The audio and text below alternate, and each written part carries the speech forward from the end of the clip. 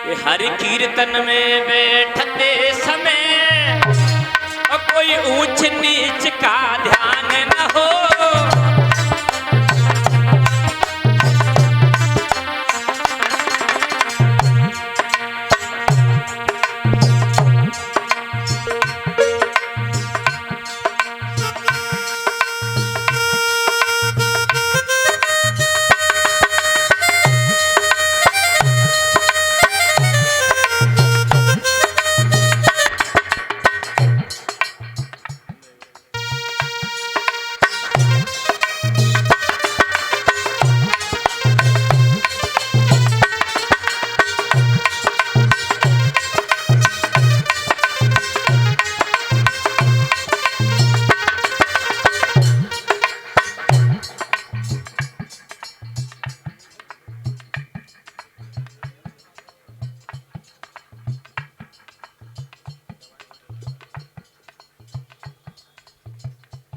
कथा सुनने के नियम क्या होते हैं महाराज?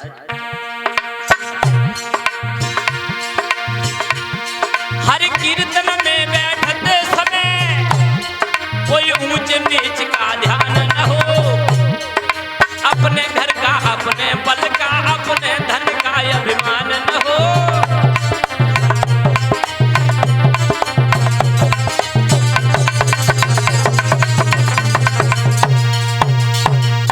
भगवान की कथा सुनने जब जाएं परीक्षित महाराज, तो कभी भी अपने हृदय में ऊंच नीच की भावना नहीं होनी चाहिए। कभी भी ये सोच करके भगवान की कथा सुनने न जाएं कि हम ब्राह्मण हैं तो मेहतर के पास में नहीं बैठ सकते हैं, हम पैसा वाले हैं तो गरीब के पास में नहीं बैठेंगे। कभी भी अपने धन का घमंड नहीं होना चाहिए कथा में बैठते वक्त। कभी भी अपने रूप का घमंड लेकर के भगवान की कथा सुनना नहीं चाहिए। न अपने धन का घमंड होना चाहिए, न अपने बल का घमंड होना चाहिए, न दौलत का घमंड होना चाहिए, न सुंदरता का घमंड होना चाहिए, और न ही अपने ज्ञान का घमंड लेकर के कथा में प्रवेश करना चाहिए।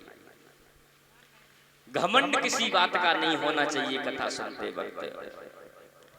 कुछ लोग ऐसे भी होते हैं कथा सुनने आते हैं तो अपने रूप का बड़ा घमंड होता है उन्हें।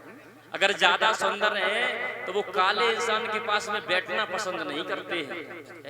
उन्हें ये पता नहीं है कि जिस भगवान ने तुम्हें गोरा बनाया है उसी भगवान ने उसे काला बनाया है। पल नहीं होगा, रूप ये छिन जाएगा तुम्हारा।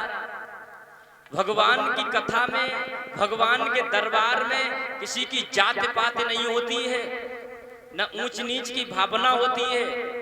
महाराज, जो भगवान के दरबार में आता है वो केवल भक्त कहलाता है। उसकी कोई जाति नहीं है, वो भक्त है जब तक कथा में है तब तक। जातियां अपने घर पे निभाओ, लेकिन भगवान के दरबार में ऐसा सोचने वालों को कभी फल नहीं मिलता है कथा का। कभी भी घमंड नहीं होना चाहिए अपने ज्ञान का। कुछ लोग महाराज ऐसे भी आया करते हैं कथा सुनने के लिए कि चलो शास्त्री जी कथा सुना रहे होंगे तो दो चार बातें पूछेंगे चल करके। आते हैं कभी कभी। उन्हें अपने ज्ञान का बड़ा घमंड होता है। और ये वो लोग होते हैं मेरे श्रोता बंधुओं जो भगवान की कथा में विघ्न डालते हैं ना। ये वो लोग होते हैं जिनके स्वयं के घर में उन्हें रोटी नहीं मिलती है।